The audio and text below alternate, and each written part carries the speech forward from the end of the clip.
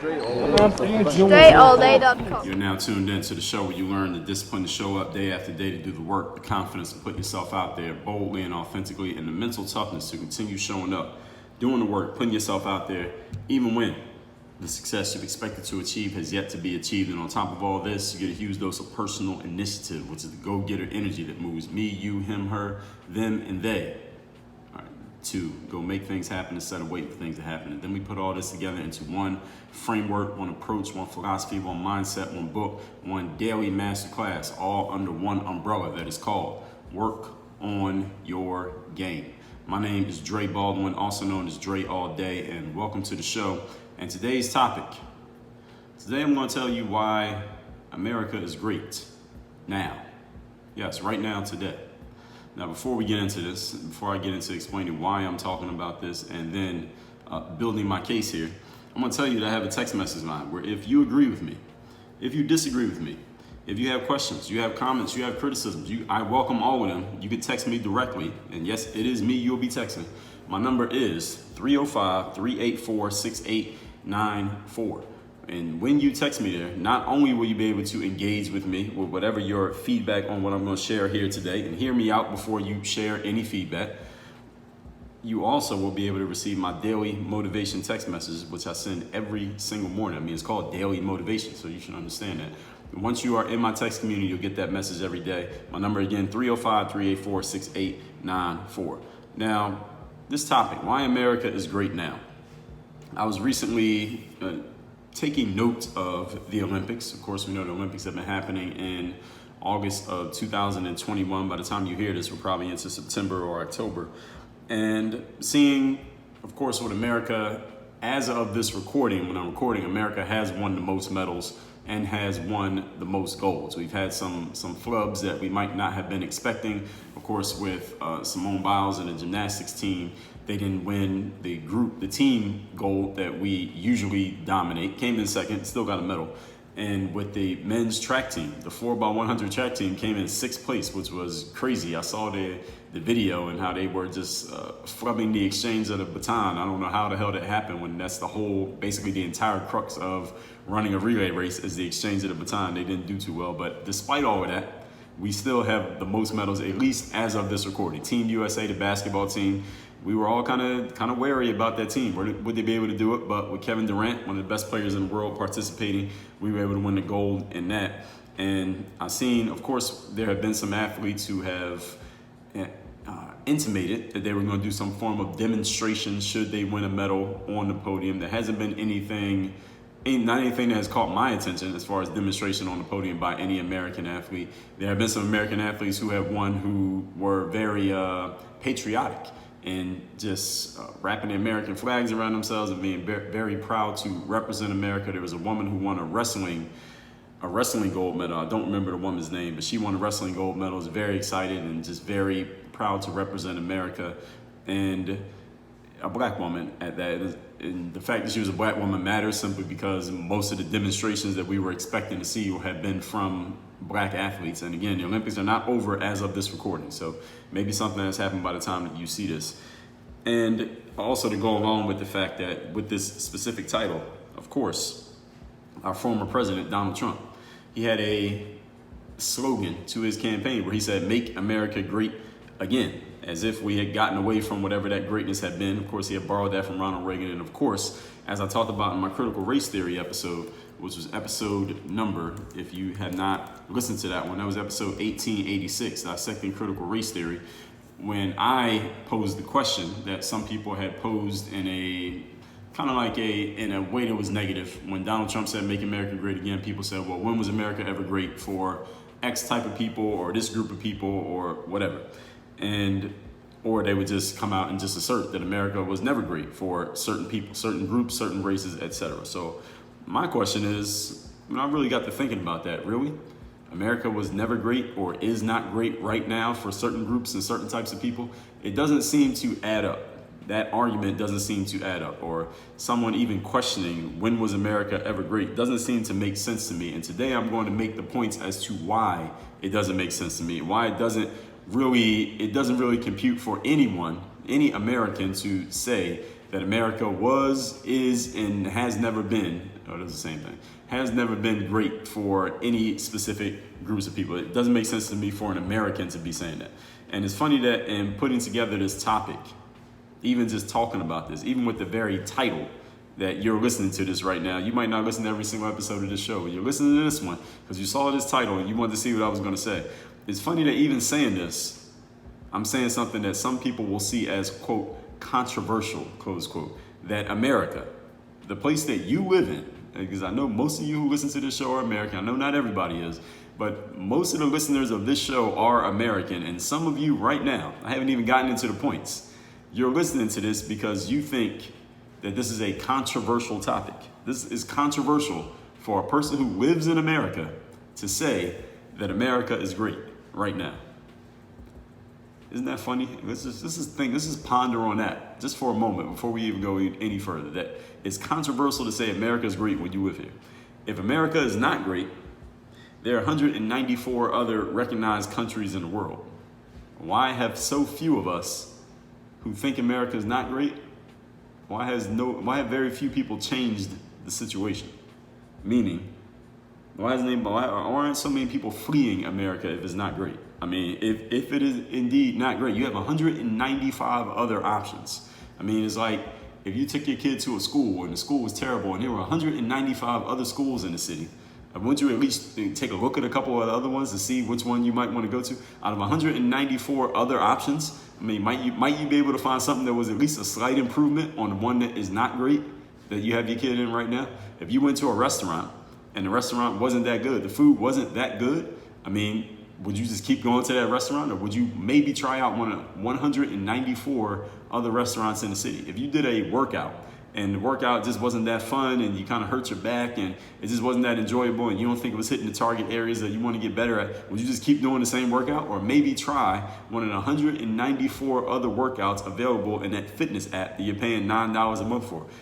Since there are 194 other options of where people can live, how can an American sit and say that America is not great and America has never been great? It doesn't, that just on that point alone doesn't make any sense. But the fact that this is controversial tells me how far we as a people have fallen in terms of discourse and how non-critically some people are thinking. And I talked about critical thinking I gave you a 2-part series on critical thinking. That was episodes 1826 and 1827. If you haven't listened to those are two of my favorites. I got a lot of favorites in the history of the show.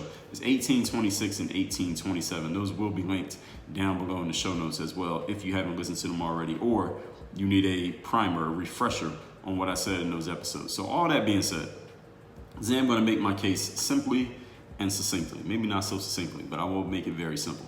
Let's get into it. Point number 1. Topic once again is why America is great right now. First things first, let's be clear. Great does not mean perfect.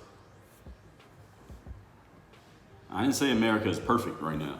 I said America is great right now, and there's a difference. Perfect means there are no flaws whatsoever. It means nothing is wrong, that everything is hitting on all cylinders and everybody is happy and we live in a perfectly utopian society. Well, that is impossible. I'll tell you why it's impossible, because we got human beings involved. Are you perfect? Is anybody in your family perfect? Is anyone who you've ever worked with or for perfect? Anyone you've ever met perfect? No. So since we have 330 million imperfect individuals running things, it is impossible for America to ever be perfect. It will never be perfect. There will always be flaws because we're run by a whole bunch of flawed people, including myself and yourself. So let's get the first thing out of the way. I didn't say perfect. I said great. America has flaws just like every entity has flaws. Every person, every place, everything, every job has flaws. There are pros and cons to everything. There is a positive perspective from which you can look at any situation in your life, and there is a negative perspective from which you look at any situation, at any person, at any job, at any outcome, at any circumstance. There is a positive or negative view you could have of anything. That's why the way that you think, your mindset, is the decision that separates the successful from the failures.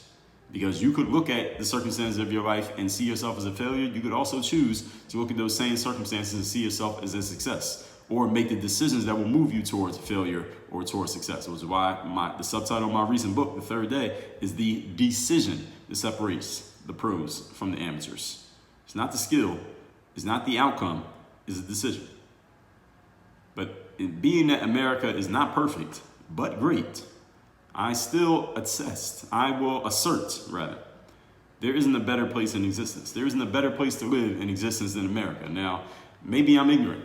Maybe I am speaking from a perspective of some level of ignorance, because the only place that I've ever resided as a full-time resident, the only place I've ever been a citizen of is America. I've traveled to 10 different countries, but I have never been a citizen of any other country or been in any one long enough to have any comparison to the amount of time that I spent in America. But here's my argument, despite that ignorance, is that there are very few people leaving America, but a whole lot of people trying to get in. Even the people who assess or attest that America is not so great, people who are upset right now that I'm saying America is great, none of them are leaving. America's not great, but you're not leaving. All right, you're 25, you're 46, you're 64, and America's not great. America's never been great, so you've just been living in non-great circumstances for 64 years with 194 other options, and you didn't do anything about it. What are you fucking stupid? So if America's not great, what's your excuse? I just want to let that one sit there for a minute. There isn't a better place in existence, and the proof is, I'll say it again, very few people are leaving. Even the detractors are not leaving, but everybody's trying to come in. That's why it's great. Now, we can all find flaws in the government. I'm sure everybody here has a gripe against the government. In some type of system, and certain people, everybody here can find a certain person they don't like. And whatever's happening in politics, any norms, any particular conflicts, histories, etc. Can we find flaws in all of those things? If you look hard enough, you probably don't even have to look that hard. Sure, all of us can. I'm giving that point away. All that being said, where in the world is better? And if there is a place better, if you have an answer to that question, that there is somewhere better, why don't you live there? And if you think that that place is better, why are you such an outlier? Why are so many other people trying to come here? And why isn't everyone trying to go to that place, wherever that place is that you named? I just want to know. This is an open question. I want you to text me and tell me where is better than America to live. Why don't you live there? And if you do live there, why are you the only one? Why aren't so many other people trying to get there? I mean, I don't mean you're the only one, literally. Okay, I'm speaking in a little bit metaphorically here, directionally. Why aren't so many other people trying to get there? If there's a place that is greater than America to live. I mean, is it just a secret that only you know about? Well, tell me, enlighten me. Maybe I'll move there. Maybe I'll be your neighbor. All right, and we can both be great in this other place, wherever it happens to be. But you got to let me know where it is, because maybe I'm the idiot and I just don't know. Help me out. So text me and tell me where's better. So when I use great here as a relative term, America's in first place. So when we talk about greatness of countries, if we ranked all those countries, the 195 countries, recognized countries in the world, America's number one on the greatness scale. Now, again, are there flaws? Are there things that you could criticize? Are there things that you probably think could be improved about America? I'm sure the answer is yes to all of those questions.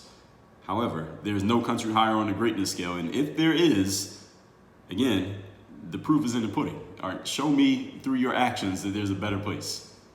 All you Americans who are listening, who have an issue with the fact that I said America is great right now. The reason why this point is really, for the most part, indisputable, look at everybody's actions. Again, actions, we all know the phrase, actions speak louder than words, right? Do everybody agree with that? That you can tell what somebody really believes through their actions more than through their words? Because people can say anything, right? So if you want to know what somebody really thinks, don't just listen to what they say, look at what they do. These days, we have a whole situation with different variants of the COVID virus, right? And then you have people who are in prominent positions, political people, celebrities, etc., who are telling you that to wear masks and social distance and don't be at gatherings, and then they get outed because everybody's a news reporter these days. People are getting outed, pictures are getting taken of them being at a restaurant or being at a party or being at some big gathering indoors with no mask on, while they're the same person telling everybody else to get a mask or don't be in gatherings and make sure you social distance and you have to go get the vaccine, but they're in an indoor place without a mask on and they're being outed and being attacked for these things. And this is the reason that they're being attacked. And it's fair game to attack them. It's not even about whether it's right or wrong to attack them, but it's fair game to attack them because these are the same people telling you not to do these things, and then they get caught doing the exact same things. And this is what I mean when I say look at people's actions and not their words. And this leads to people yelling bloody murder and yelling hypocrisy at certain people, and it leads to more conflict, leads to more division overall. That's not specifically the topic of today's episode, but maybe some of you know a little bit of what I'm talking about. I don't even have to say names. The point is actions speak louder than words. So when it comes to America being great, my number one reasoning to sum up this whole first point of why America is great, because if you live in America and you have a problem with me saying America is great, why do you still live here? All right, you're an adult, so it means you've been alive for at least 18 years, 20 years, 30, 40, 50 years. America is not great. It hasn't been great, but you haven't left yet, and you got 195 other choices. All right, that doesn't make any sense. All right, your words and your actions are not matching up. So if I had to pick which one I'm going to believe, I'm going to go off your actions. Point number 2. Today's topic, once again, is why America is great right now. Freedom. The reason America is great is freedom. What kind of freedom am I talking about? Well, let's first define the word freedom. It means the power or right to act, speak, or think as one wants without hindrance or restraint. This is the foundation of what America was built on, freedom. And now I get it. I know some people are thinking, well, how is America built on freedom when black people were slaves for 400 years? We're going to get to that. America offers more freedoms than nearly anywhere else in the world. I'm talking about today in 2021, and we'll get to the slavery part in a moment as well, as I said. There are more freedoms here than anywhere else. When you live in America, you can bash the government. You can argue against the rules. You can break the rules. You can be a part of, and you can even create and offer hateful commentary against other groups, like the LGBT community, against a racial group, against a religious group, against a political affiliation, and you are free to do so. I know they have this whole thing about hate speech these days, as if there's I don't even know what they're trying to do. People are using this phrase hate speech as if there's going to be some kind of law against it. There will never be a law against hate speech. All right, hate is not a crime. I did an episode what episode was it? Let me tell you what episode that was so you know. Episode 1378. And this is way before. All right, episode 1378. Do the math. Today's episode, we're creeping up on 2000. Episode 1378. All right, over 2 years ago, I told you racism is legal and a bunch of other truths that you should accept in life. This is way before the summer of social justice. I said that. And why did I say it then? Why was I even thinking about it? Is for you all to understand that people in America, at least, and again, I'm speaking from an American, I'm speaking through the paradigm of living in America. I was lucky enough to be born here. Here, you are free to pretty much think and say whatever the hell you want. Now, you can't yell fire in a crowded theater, but for the most part, you can say anything that you want to say. You can like anything that you want to like. You can hate anything that you want to hate. If you hate white people, if you hate black people, if you hate the LGBTQ community, if you hate Democrats or Republicans, you can say it out loud. You hate the president and you want them to fail and be terrible, you can say it. Anything that you dislike, anything that you do like, even if other people think you are crazy for liking it, even if you are ostracized from certain communities for believing in them, you are free to do so in America. This is one of the only places. Let me not say that. It's not one only place. 195 countries in the world. I don't know the details of all of them. This is let's just say, the place that is most popular for being able to do this. Let's put it that way. All right. In this country, people get on the internet. It used to be on TV or on the media. Now everybody can do it with the internet. And we can go back and forth about how we feel about the virus and the way it's being handled, about politics, about LGBTQ, about trans children, about race, about the certain politicians, about the government in general, about a political election. And we could go back and forth, and you could be on the extreme sides of any part of those arguments, and you are completely free to say whatever the hell you want. is within your rights. You have the freedom to think, do, and say pretty much anything that you want. Not anything, but pretty much anything here in America. The power or right to act, speak, or think as you want without hindrance or restraint. That is the freedom that you are granted by being an American. And this is the foundation of what the country is. You could bash anything, attack anything, support anything. Now again, just because you can do it doesn't mean there's not going to be any type of response. Some people might not like you for saying certain things. I mean, you might be a member of the KKK. Listen, I'm not a fan of the KKK, but they have a right to say what they want to say. If they want to go out and say, we hate all people of color, we hate women, we hate anyone who's in the LGBTQ community, all we like are people who are like us. I may not agree with them, and I may not be a fan. I might not want to join, but they have a right to say it. And that freedom is American. Now, people might not like you for whatever you're saying or thinking. And maybe some places can kick you out behind it. If there's a private group, they can kick you out of the group because they just don't like how you're thinking or what you said on social media. You get fired from a job. Yes, all of those things could happen. But as an American, just as a citizen in general, you have the freedom to do it or think it. Now, there are other places in the world where speaking out against the government can get you jailed, it can get you beaten, it can get you killed. Being LGBTQ in certain countries, you might not want anybody to know that you are because you might not wake up the next morning. Is this true? Any of you who have lived in or are from other countries? America offers the most freedom for any of us to be, do, or say what we want with the widest range of options. Now, again, there are certain things you can't do. You can't go out and just kill somebody. You probably don't want to go steal from a store. Actually, nowadays, you might be able to steal from a store. The cop's not even going to chase you. Y'all see that video where the guy was in CVS or Walgreens in San Francisco and he just bagged up a big black trash bag with all this stuff out of the aisle? And you saw some security guards, I don't know if they worked there or not, they're standing there watching him, filming him. This is how we saw it. And he just hops on his bicycle, which he had in the middle of the aisle of the store, with a big trash bag worth of stuff that he stole out of the store. And he just rides out of the store. Nobody says anything, nobody does anything, and nobody tries to stop him. So maybe you can steal things. But other than that, this is in general, there are some things you can't do, but for the most part here in America, you pretty much do whatever you want. That is the freedom of America. Point number 3. Today's topic, once again, is why America is great right now. Number 3, opportunity. Freedom and opportunity usually go hand in hand. And here's an interesting thing that I heard someone say after the last Women's World Cup soccer victory, which is a few years ago. A few years ago when they had the women's soccer team, national soccer team, won the World Cup, and there was this whole argument about equal pay. Y'all remember that? And the women are talking, well, the men make this much money, the women make this much money, but the women have been more successful. We won more championships, we've dominated soccer and things like that. And someone made a really, really interesting argument that I had never thought of, and there was no way I would have known it based on the things that I look at, but they presented this. And if any of you know anything about it, please text me and tell me.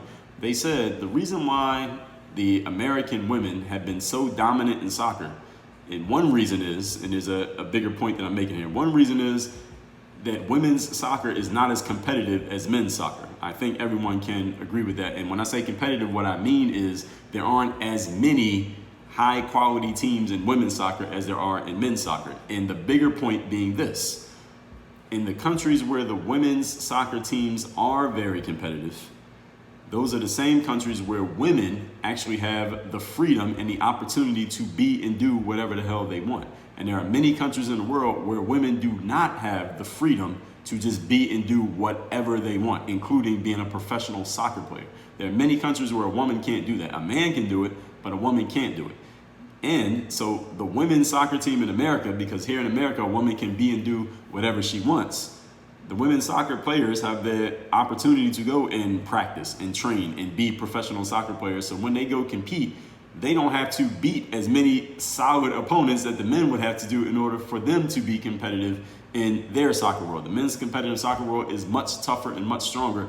And the bigger equal pay argument was, when you broke it down by percentages and based on the size of the pies, it wasn't that the women weren't actually getting equal pay, they're actually getting more. That is not the point of today's conversation. I did a whole conversation about equal pay back in episode 1795. You want to hear the bigger picture and details and context on that one. That was episode 1795. I told you why female athletes do not deserve equal pay. But anyway, Opportunity is what we're talking about here. This is point number 3. Definition of opportunity is a set of circumstances that makes it possible to do something. America is the land of opportunity. All right, that's what we call it, right? Now, I don't think anyone can have an argument that America is not the land of opportunity. Does anyone here feel like they don't have opportunity? Or at least any American feel like you don't have opportunity? Is there any non-American listening to this who feels like you don't want to, that if you came to America, you would not have opportunity or you would have less than what you have where you are right now? I don't think anyone can say that. But if there is, maybe I'm wrong, you can text me and let me know. Again, my number is down below in the show notes. America is one of the few places in the world where you can be born poor, destitute, not connected to anybody who is somebody, and you can become rich, wealthy, and very much a somebody all within one lifespan and not need to compromise your own morals or values to do so. Now again, I have not done deep research on all 195 countries of the world, but I would assume America has the best opportunity for someone to go from 0 to 100, shout out to Drake, in one lifespan. If there's a country that someone thinks competes with America for the most opportunity to go from nobody to somebody, from the very bottom to the top, in one lifespan, somebody tell me what it is. What other country or countries qualify? I mean, that can compete with America for it. Not to say that America is the only place in the world where you can come up, but what other country offers as much opportunity as America do the exact same thing? And if there is another one, why doesn't that one get talked about as much? Maybe they just don't have as much of a marketing plan as America. Whatever that country is, let me know. The biggest thing that many people want in life, at least those who are plugged into the work on your game philosophy, is opportunity. This is one of the main things that I get asked about a lot, especially from people who are on the come up, people who are up and coming. They're trying to get on, they're trying to learn, they're trying to find out what they need to know and what are they ignorant of that they need to find out about. They're looking for opportunity. When I hear from athletes, 90% of the time, they just want opportunity. All right, how do I get a chance? How can I show my game? How can I get on? How can I get seen by the right type of people? They're asking for opportunity, even if they don't say it in so many words. A chance to be who you want to be. My book, The Mirror of Motivation, is all about becoming who you need to become so you can do what you need to do so that you can have what you want to have. This is what most people say that that's all they need. It's just an opportunity because I'm assuming that they believe they have the game, they have the skill, that they'll make the most of it. They just need the opportunity to show what they can do. Now, people agree with me what I'm saying right there? You want to be seen, heard, and known. They want exposure for their game. Listen, America's the place for that. Whenever I hear from young athletes who are from outside of the United States and they ask me about how did they get seen in their sport, 95% of the time they're asking me how can they come to America. Dre, how can I play college basketball in America? I'm from England. Or how can I go and get on a team, a high school team in America? Because I'm in Lebanon or I live in the Philippines. Usually that's what they're asking is how can I come to America? Why are they asking that? Because everyone understands that America is the place. It is the place to be for opportunity. So I've told you all many times on the show that you got to go to where it's at. That if you want to get on in something in life, or you want to be involved in something, or you want to be somebody in a particular space, you have to find out where it's happening and you have to go there. Well, if you live in America, understand that you already have done 60% of the work. 60% of the work has already been done for you. If you were born here in America, you didn't do it. You were just born here. You already have 60% of the work done on your behalf simply because you were born in America, because this is the place where it's at. Now, you might need to get a little bit more detail. You might need to niche down a little bit to where it's at. But you're in America, you already have the opportunity. In case you didn't know. Point number 4, today's topic once again, is why America is great right now. Gradual improvement.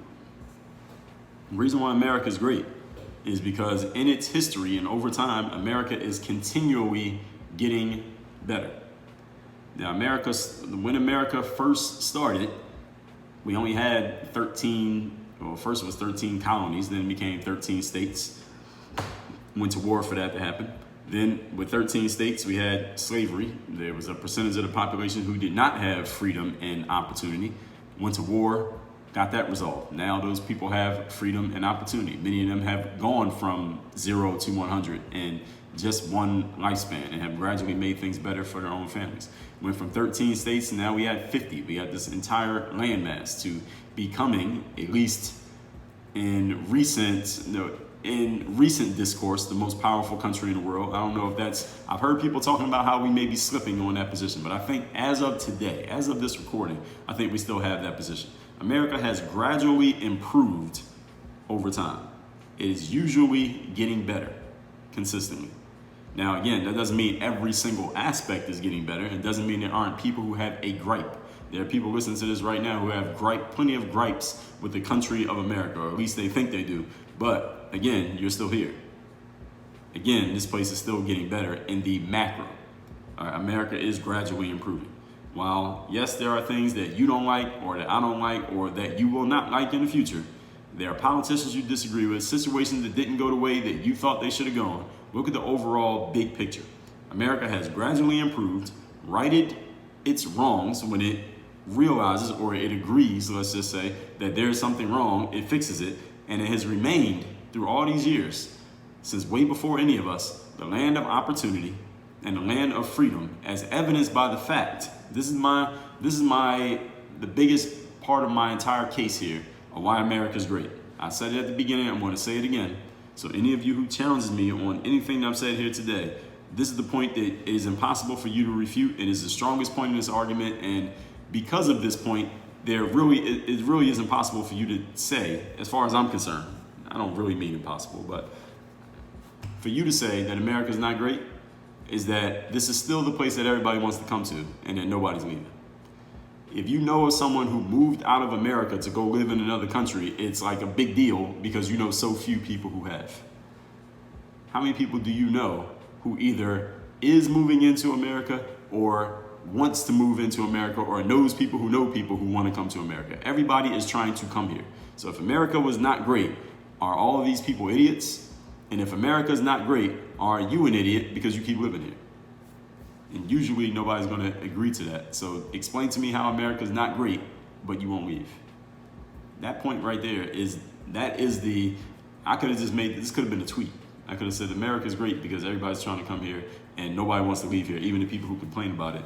And that would have summarized everything that I said here today. But instead, I gave you 32 minutes on it. So let's recap today's class, which is why America is great right now. Now we know when Donald Trump had his MAGA campaign, people derisively said, well, America's never great for certain groups of people. I'm questioning that. So let's take a look at it in the most objective way that we possibly can.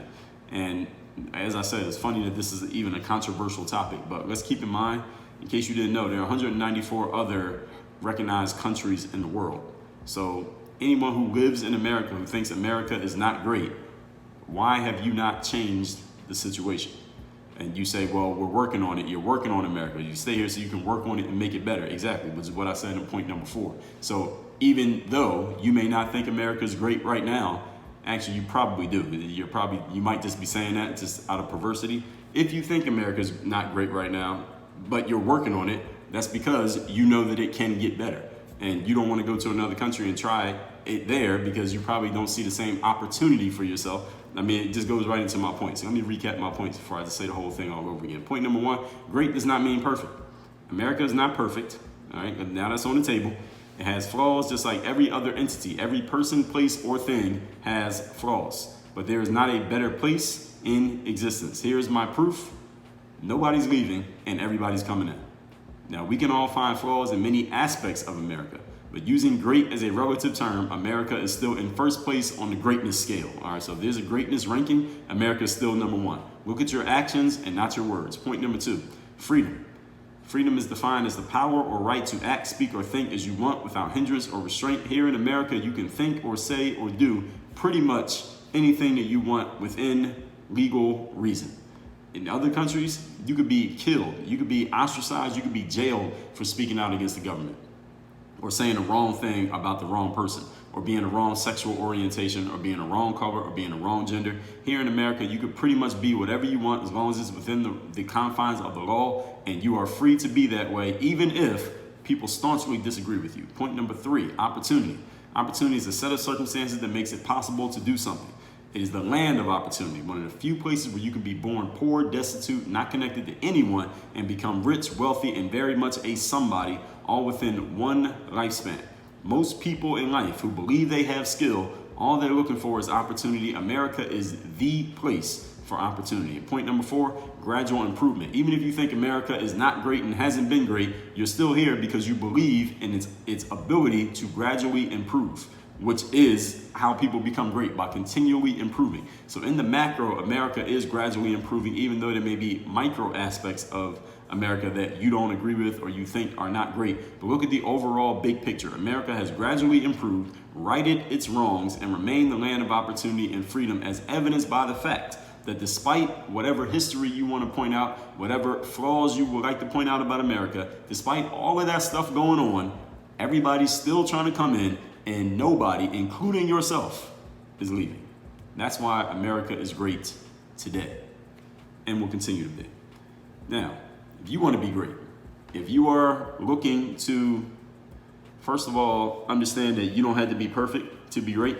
If you're looking to free yourself and free your skills up and get them out into the world, you want an opportunity to make sure you are maximizing what you bring to the table by gradual improvement, then you may be a great candidate for my 3rd-day mastermind, which is the only place that I offer direct one-on-one coaching. If you are serious and ready for that, then go to workonyourgameuniversity.com/call. The link is down below in the show notes. You can hop on a Zoom call with me, free of charge. We'll talk about where you're at, where you want to go, how I can be the bridge to help you get there, whether it's accountability, whether it's skill, knowledge, answers, insights. That's at workonyourgameuniversity.com/call, the only place I offer coaching. And send me a text. Tell me your thoughts on what you heard here today. My number 305-384-6894. Work on your game. Dre all day.